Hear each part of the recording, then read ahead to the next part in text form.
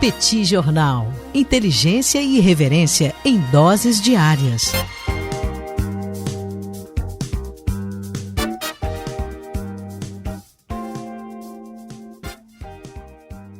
Olá, gente. Bem-vindos, bem-vindas ao Petit Jornal. Esse é o bate-papo número 1113. Estamos gravando numa live no YouTube do Petit Jornal. São exatamente 19 horas e 17 minutos da segunda-feira, 20 de julho de 2026. Cá está a dupla de costume, a dupla que você conhece de cor. Tanguy, vírgula, o Bagdadi animado, contente, preparado, revigorado, resiliente, retumbante, descansado e apavorado com as tarifas que estão a caminho, porque ele já está tarifado, mas novas tarifas virão a partir do dia 22.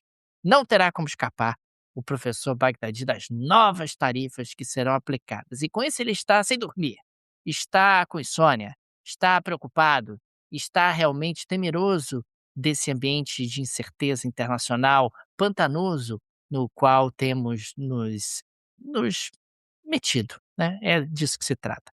Na prática, Tanguy, então, podemos ir para o nosso episódio de hoje, porque temos também Daniel Souza, que é esse que vos fala ao longo dos próximos minutos. Vamos repercutir os principais acontecimentos internacionais das próximas horas. Ou das últimas horas. As próximas horas ainda não foram, embora a gente possa projetar o futuro. Como vai, Tanguy Bagdadi? Vamos a isso? Tudo bem, Daniel Souza? Com S, Daniel Souza. Fazia tempo que não tinha um início de episódio caótico igual a esse. Fica aí o agradecimento pelo entretenimento, gerado. Bom, Muito de bom, nada. gostei muito. Prazer é meu. E, Daniel Souza, de- deixa as boas-vindas a todo mundo que nos acompanha, todo mundo que tá junto com a gente aqui no segundo episódio dessa segunda-feira. E eu queria começar essa pauta de hoje, Daniel, falando sobre uma ameaça que foi cumprida. Há alguns dias, a gente vem trazendo que o Irã já tinha dado a recomendação que os Houthis, os seus aliados lá do Iêmen, deveriam fechar o tráfego no Mar Vermelho caso houvesse ataques à estrutura energética iraniana. Pois bem, Daniel, não foi exatamente um ataque à estrutura energética, mas os Estados Unidos fizeram ataques contra estações de dessalinização no Irã. Isso para o Irã é algo muito sério. A gente está falando sobre uma região com uma falta crônica de água. Quando você atinge uma planta de dessalinização, significa que você vai gerar uma dificuldade maior para que o Irã, e aliás, os países da região fazem isso com muita frequência, peguem água do mar e deixem que elas e fazem, né, convertem, vamos colocar assim, em água potável. O Irã, portanto, considerou que isso já é um passo de maior agressividade desde o fim da guerra, enfim, desde o início do cessar-fogo, e, portanto, foi dada a senha para que os Houthis fechem o Estreito de perdão, o Estreito de Hormuz não, o Estreito de Bab el-Mandeb. A gente está falando, Daniel, daqui a pouco eu quero te ouvir sobre o impacto econômico que isso aqui traz, mas é um impacto bastante grande. Agora, no momento em que isso aqui foi anunciado, então que os Houthis disseram, olha, está fechado, se tentar passar por aqui vai ter dificuldade, pode ser atacado, naturalmente é algo que atinge muito a Arábia Saudita. Você já começou a ter gente colocando panos quentes do lado dos Estados Unidos e do Irã. Hoje, Daniel, uma autoridade sênior do governo iraniano confirmou que o governo iraniano recebeu de mediadores internacionais uma proposta de cessar-fogo de 10 dias para tentar salvar aquele acordo interino. É um acordo do dia 15 de junho, faz mais de um mês, portanto, aquele acordo que deveria abrir um período de 60 dias para um acordo definitivo, já tem uns bons 10 dias aí que isso foi para o espaço, que enfim, as agressões voltaram, e, portanto, já tem gente que está falando, ô Paquistão, por favor, vê aí se você não consegue uma mediação e tudo. E foi dada uma sinalização positiva por parte tanto dos Estados Unidos quanto do Irã. Até agora, Daniel, esses ataques de parte a parte, quer dizer, os ataques dos Estados Unidos ao Irã e os ataques do Irã aos aliados dos Estados Unidos na região, então Kuwait, Bahrein, têm seguido até agora uma certa linha de comedimento, né. Então há ataque, mas dá para ver que o ataque ele poderia ser pior. Tá todo mundo meio tateando para ver até onde que pode ir, sempre com a preocupação que é, se a coisa sai de controle, Daniel, vai ser pior para todo mundo. A gente começou a ter um certo agravamento da questão a partir do momento, por exemplo, que o Irã atingiu uma embarcação na costa de Omã, né. Segundo o Irã, essa embarcação passou por ali de maneira não autorizada, esse navio, portanto, foi atingido. A gente teve, como eu disse, ataques a instalações de dessalinização no Irã, o Irã também atingiu instalações de dessalinização no Kuwait e no Bahrein, e portanto a situação ela começou a ficar um pouco mais complicada e veio o povo do deixa disso, vamos ver se a gente negocia. Agora, existe um medo muito grande, né, Daniel, sobre o que pode acontecer se de fato o Estreito de Bab el-Mandeb e o Mar Vermelho forem fechados também, para além do Estreito de Hormuz, que já está fechado. As consequências me parecem grandes, né, Daniel? Pois é, Tanguy, nós já havíamos antecipado essa possibilidade aqui no Petit Jornal e a ameaça se confirmou no dia de hoje. É claro que nós não sabemos se esse fechamento virá para valer, se esse fechamento ele pode se alongar, mas de qualquer forma o atingimento da economia da Arábia Saudita em particular é muito significativo. A Arábia Saudita vem fazendo esforço de deslocamento da sua produção de petróleo da costa leste para a costa oeste do Golfo Pérsico para o Mar Vermelho. E no Mar Vermelho você acaba tendo o escoamento ali de uma parte importante da produção de petróleo saudita. O fechamento do estreito sozinho tem um impacto de aproximadamente 7% na oferta de petróleo global, o que não é pouca coisa. Nós já vínhamos tendo uma tendência de alta do preço do petróleo no mercado internacional. O preço do barril do petróleo voltou a bater os $90, depois recuou um pouquinho. Olhando aqui, eu vejo que ele está em $89 o barril no tipo Brent. É um aumento significativo em pouquíssimo tempo, em função desse reaquecimento do conflito. E claro que isso tende a desorganizar de novo a economia mundial e tende a trazer consequências ainda mais sérias. É um pouco uma repetição, né, porque num primeiro momento nós temos ali o fechamento do Estreito de Hormuz por parte dos iranianos, como retaliação a ataques americanos, aí o Estreito de Hormuz é reaberto, aí depois ele fecha de novo, os americanos atacam ainda mais o Irã, e o Irã agora, através dos Houthis, avançam para o fechamento de um outro estreito, bloqueando não mais o Golfo Pérsico apenas, mas também o Mar Vermelho. O reflexo disso é que o preço médio da gasolina nos Estados Unidos voltou a cruzar a barreira dos $4 o galão, o que significa uma alta de mais de 30% desde os ataques dos Estados Unidos, Israel, ao Irã no fim de fevereiro. A marca de $4, ela tinha sido atingida em março, aí depois o barril continuou subindo, diante da trégua o barril caiu, a gente chegou a marcar aqui no Petit Jornal que o barril, ou melhor, que o barril não, que o galão de gasolina nos Estados Unidos caiu abaixo dos $4 e agora volta a bater a marca dos $4. O impacto sobre a economia iraniana também não é pequeno. O real iraniano ele atingiu 1,95 milhão por dólar no mercado paralelo, o que significa uma desvalorização de 10% desde que o cessar-fogo começou a ruir, agora em julho.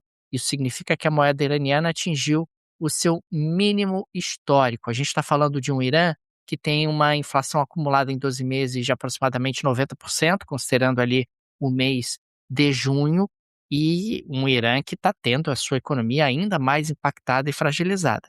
É por isso que o Tanguy colocou há pouco que ninguém tem interesse no agravamento dessa situação. É ruim para todo mundo. A economia iraniana ela sofre porque menos dólares entrando, ou menos moeda forte entrando, ou menos exportações sendo praticadas, a economia iraniana acaba tendo a sua moeda desvalorizada, óbvio, porque a moeda estrangeira começa a ficar mais escassa e, consequentemente, ela começa a ficar mais cara em relação à moeda nacional, o que pressiona a inflação e desorganiza ainda mais uma economia que já é muito desorganizada.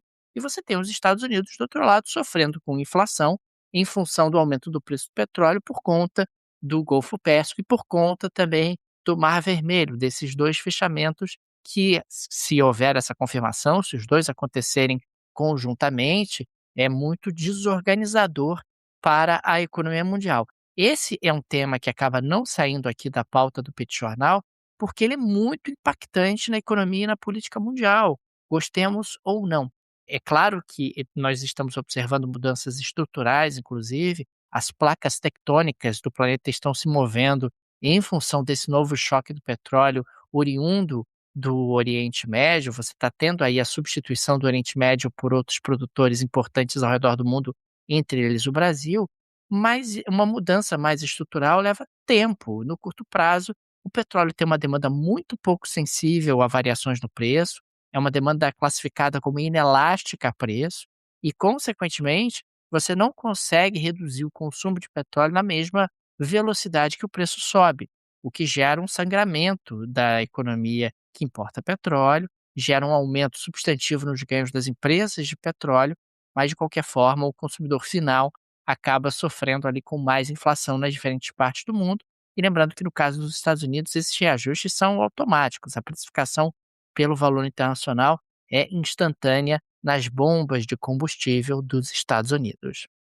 Daniel, eu queria migrar nossa conversa aqui para o Reino Unido, porque nós tivemos hoje a posse do novo primeiro-ministro, Daniel Souza, Andy Burnham, que foi prefeito de Manchester, então acabou se tornando uma figura de muito destaque no Partido Trabalhista, se torna o sétimo primeiro-ministro britânico em 10 anos.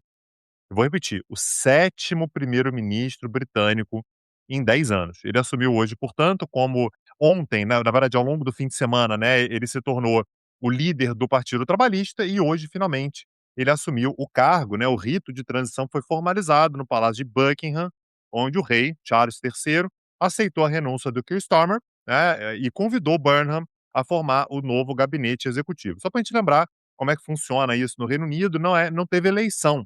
Não teve eleição porque o Partido Trabalhista tem larguíssima maioria no parlamento. Só para a gente ter uma noção, os trabalhistas têm 403 Não teve parlamentares. eleição geral, né, Tanguy? Não teve eleição Não teve geral, teve eleição uma geral, eleição exato. restrita, né. É.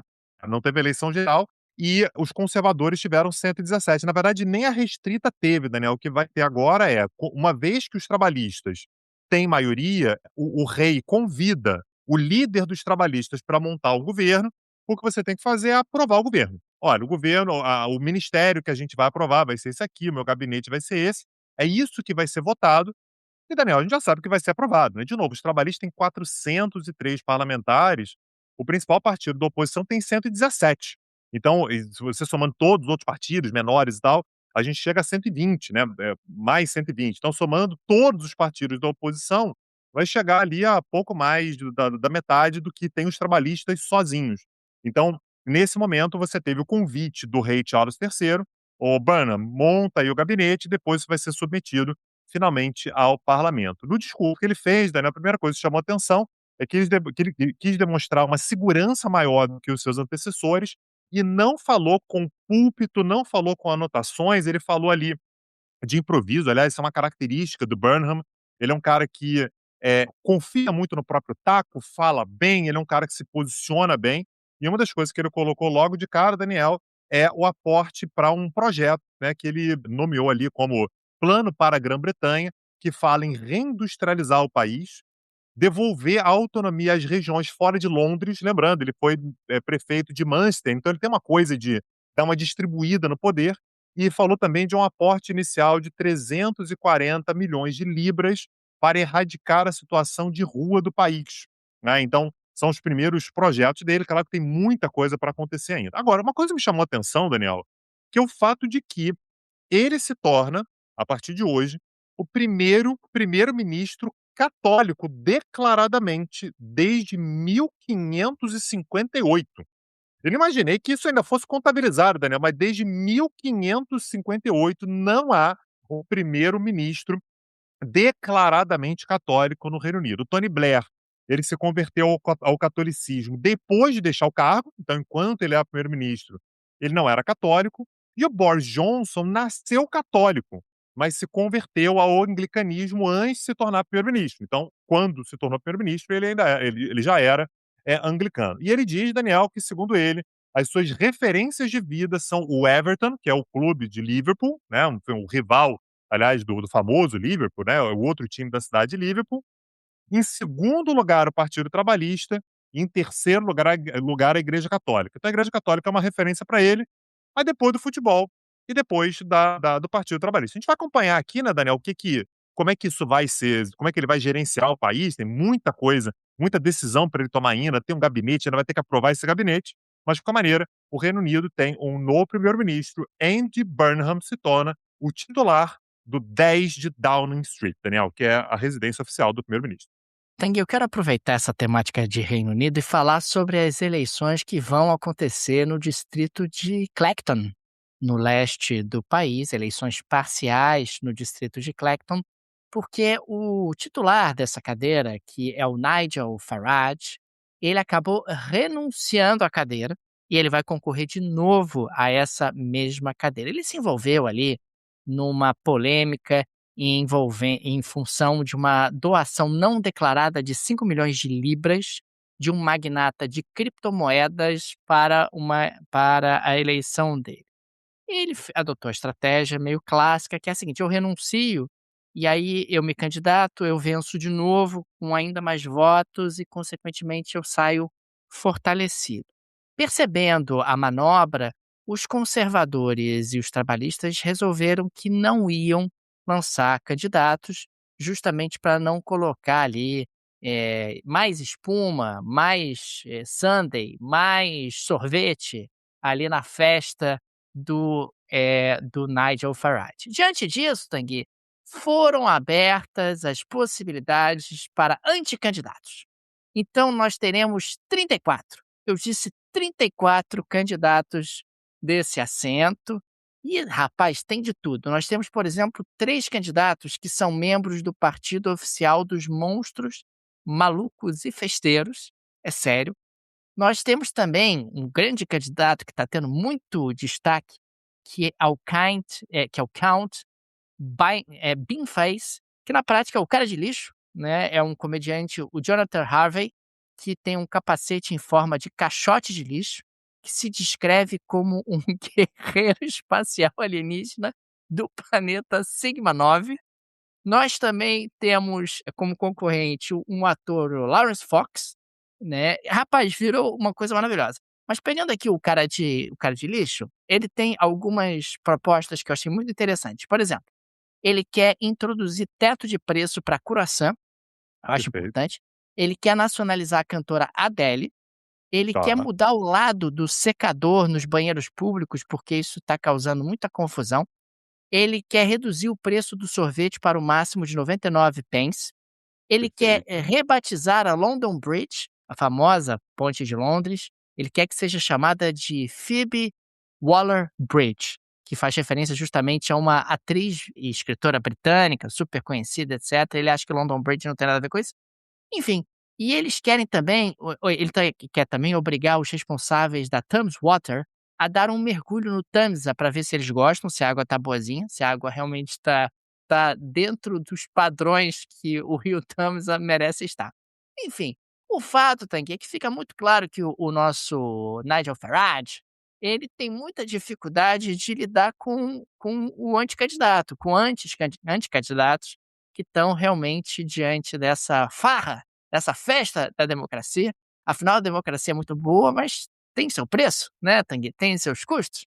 E a gente observa que, nesse caso em particular, existe a possibilidade, vai saber, diante desses 34 candidatos, do Farage ser derrotado. Ele, que é o líder do UK Reform, que acaba sendo aquele partido que foi fundamental na dinâmica do Brexit na década passada. E você tá falando de eleição, Daniel. Pô, eleição tá um trabalho danado mesmo, né, É Daniel? muito. Ih, rapaz, Nossa, cansa muito demais. É caro, é trabalho, aí caro. tem que pedir voto, aí tem que debater, aí as pessoas não gostam de você, aí tem os que gostam, você tem que beijar criança na rua.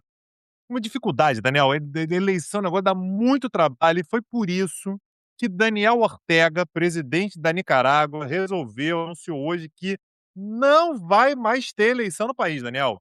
Daniel Ortega, presidente, lembrando, Daniel Ortega já foi presidente de 1975 a 1980 e depois ele voltou a ser presidente em 2007. E por acaso, Daniel, permanece lá até hoje, então vai completar aí 20 anos ininterruptos à frente do país, declarou que não voltará a realizar eleições gerais no país. O regime antecipou que a Assembleia Nacional, né, o parlamento, que é totalmente governista, ninguém duvida disso, aprovará adequações legislativas para vetar a participação de qualquer força dissidente. Então, olha só, não vai ter mais eleição, a gente precisa que vocês dêem um jeito aí, faz lei, aprova aí, dá um jeito aí. Eu não quero mais ter que passar por eleição. Também chegou numa idade, Daniel, que ele já não ele não quer provar mais nada para ninguém, tá? Ele está com 80 anos, participar de uma eleição com 80 anos, né, uma violência né, com a sua história de vida. E lembrando que ele não é o único presidente do país, ele é o presidente, mas ele tem uma co-presidente que por acaso, o pessoal vai dizer que, ele tá acumulando poder na família. Por acaso, é a mulher dele, tá, que é a Rosário Murillo, que tem 75 anos, ela é co-presidente desde 2025. Eles controlam absolutamente tudo no país, controla a polícia, controla as forças armadas, controla o poder judiciário, controla, obviamente, o Conselho Supremo Eleitoral, que vai ficar meio em desuso, né, não vai ter mais eleição, mas o fato, Daniel, é que a gente tem o fechamento definitivo de qualquer tipo de referência democrática, na Nicarágua. Lembrando que a gente já teve uma eleição em 2021 que foi amplamente denunciada como 100% ilegítima. A gente está falando sobre uma eleição em que todos os pré-candidatos da oposição foram presos nas semanas e meses que antecederam a eleição. Então agora, Daniel, também não vão ficar fingindo, né? Não ficar fingindo, que vai ter eleição e tal. O Daniel Ortega resolveu colocar tudo em pratos limpos. Não haverá mais eleições na Nicarágua, Daniel Souza. Então agora já pode chamar. Tem gente que ainda tinha dedos, né? Não, veja bem, mas era um processo revolucionário, não pode chamar de ditadura e tal. Acho que agora não tem mais outro nome para ser chamado, né? Não há mais para onde correr. A Nicarágua é um regime ditatorial absolutamente fechado a partir do anúncio do dia de hoje. Já era antes, né, mas agora já não resta mais dúvidas. E já era antes, era um processo de construção de uma ditadura a passos largos no país. Ele colocou ali como co-presidente, como você registrou, a própria mulher como forma de perpetuar a família no poder. Teve ali rusgas com a igreja.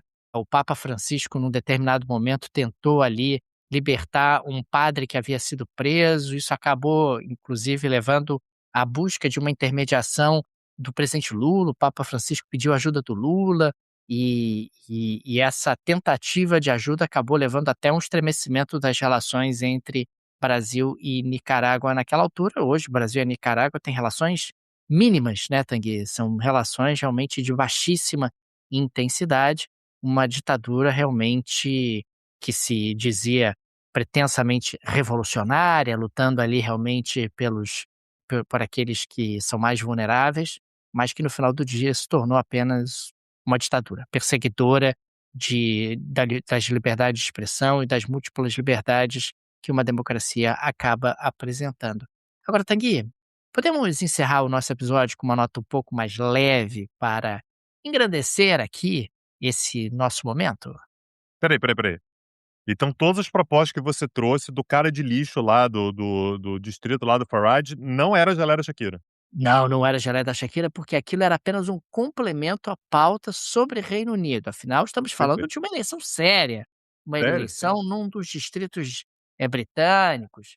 Tem um assento do parlamento britânico em jogo, Tanguy. O cara de lixo, eventualmente, pode se tornar parlamentar, aí vai lá para o Primeiro-ministro, quem parlamento. sabe, né? Quem sabe? Qualquer coisa pode O cara de acontecer. lixo. Sim. Então, é isso. Daniel Souza, então vamos pra Gelera Shakira de hoje, me conta. Então vamos, Tanguy. Na gelada da Shakira de hoje, eu quero falar sobre o supercomputador Opta. Opta Analytics. Porque o Opta Analytics acertou a vencedora da Copa do Mundo. Acertou a Espanha como vencedora da Copa do Mundo. Aliás, isso foi apontado antes da Copa. Antes da Copa, antes que os detratores digam. Aliás, o supercomputador não acertou apenas a Espanha. O supercomputador acertou os 4 semifinalistas. Cravou que seriam Espanha, França, Inglaterra e Argentina. Veja você, Tanguy. Os 4 semifinalistas seriam as 4 seleções que efetivamente acabaram chegando ao final do torneio. O Brasil aparecia em sexto lugar, Tanguy. Isso o computador errou. O É, Brasil não não tinha ficou em como, né? sexto lugar, não ficou. O Brasil ficou mais para trás, mais para trás. Colocou ali Portugal na quinta posição, também errou. Colocou a Alemanha na sétima posição, errou também. Ih, errou Mas, muito. Sim. mas as primeiras posições, as 4 primeiras posições, o supercomputador acabou acertando, né. Um supercomputador que também acertou que o Chelsea ia ser o campeão do Mundial de Clubes de 2025, um supercomputador que colocou o Brasil como campeão de 2022. Mas essa parte a gente pula, a gente ignora que o supercomputador disse que o Brasil ia ser campeão em 22. Não ia nada, ia nada. O computador estava doidão, mas ele é um computador muito apurado, é um computador cheio de acertos e fica aqui o registro de não teve Polvo Paul. Ainda se fala do Polvo Paul, Tanguy, ou ficou para trás? Acho que Acho que ele também morreu, já não morreu? Enfim, morreu. desculpa a família se eu estiver passando enfim, o cara na frente dos bois, mas eu acho que ele veio a óbito, tá, não tenho certeza não. É, então agora vamos de supercomputador, é isso, é o que nos resta. Eu tô quase perguntando para ele o que acontecerá com o Brasil na Copa de 2030, mas eu tô com medo da resposta. Ô Daniel, se você quiser saber mais sobre o supercomputador da Opta, já tivemos um diálogo entre ele e o Casimiro Miguel, lá da Cazé TV, então fica a recomendação, você botar na busca de qualquer rede social, bota Casimiro ou Cazé Supercomputador Opta, é uma interação que ficou bastante conhecida entre os dois. Daniel, dessa maneira, a gente chega ao fim do nosso episódio. Se você quer, aliás, um curso que fale sobre política e tecnologia, para saber, inclusive, como é que você interpretaria o supercomputador da Opta em termos políticos, procura lá, petcursos.com.br. A gente tem curso sobre Copa do Mundo, tem curso sobre Turquia, sobre Estados Unidos, sobre China, sobre Alemanha, sobre França, Reino Unido. Tudo isso está lá no Petcurso. Sobre a América Latina, vários cursos sobre países diferentes da América Latina. Quer saber mais sobre a Argentina? Quer saber? A Argentina é o grande tema dessa semana. Quer saber sobre a Espanha? Tá tudo lá, petcursos.com.br. Acessa lá e vem ser nosso aluno, que eu tenho certeza que você vai gostar. Fica aqui também o nosso agradecimento a todos os apoiadores e apoiadoras do Pet Jornal, vocês que ajudam a manter nosso projeto. Fica o nosso carinho, nosso abraço, nosso muito obrigado a cada um de vocês. O Pet é uma mídia pequena, é um produto digital artesanal e a ajuda de nossos apoiadores é de fundamental importância e por isso fica aqui o nosso agradecimento a cada um deles. Fica também o convite, se você gosta do nosso projeto, se ele faz diferença na sua rotina, considere nos apoiar. No descritivo desse episódio tem várias alternativas. Tem a chave Pix, que é uma forma prática e instantânea de apoiar o Pet Jornal. Você pode, inclusive, ativar o Pix recorrente, chave Pix, no descritivo desse episódio. Tem o link do Apoia-se, que acaba sendo bom para quem gosta de trabalhar com o cartão de crédito. Tem também o link do Patreon, que é bacana para quem vive no exterior. Tenho certeza que uma dessas alternativas será confortável para você. É isso, Daniel Souza. Amanhã estamos de volta. Um abraço e até a próxima. Valeu! Tchau, tchau. Petit Jornal. Inteligência e irreverência em doses diárias.